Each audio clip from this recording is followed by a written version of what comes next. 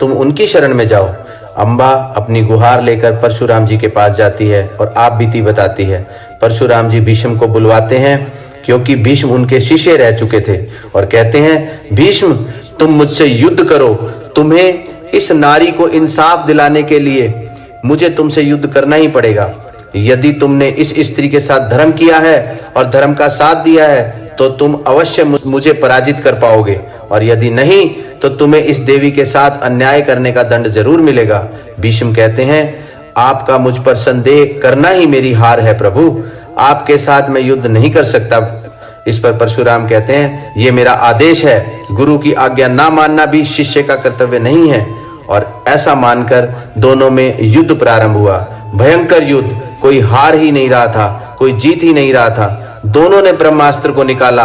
इस ब्रह्मास्त्र को निकलते देख शिव जी वहां पर प्रकट हुए और परशुराम ने कहा, हे शिव जी महाराज, इस देवी को न्याय चाहिए। शिव जी महाराज ने अम्बा से पूछा, क्या चाहती हो अम्बा? तो अम्बा कहती हैं, मैं इस भीष्म की मृत्यु का कारण बनना चाहती हूँ।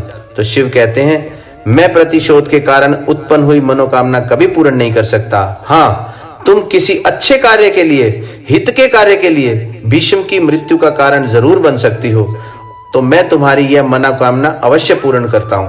और ऐसा कहकर शिव अंतर्ध्यान हो गए और अम्बा ने भी अगले जन्म में आने की बात कहकर अग्नि समाधि ले ली।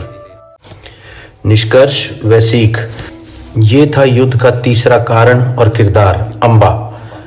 अम्बा ने अपनी सुखद हो सकने वाली जिंदगी को, सारी शक्ति को भीष्म से बदला लेने में लगा दिया।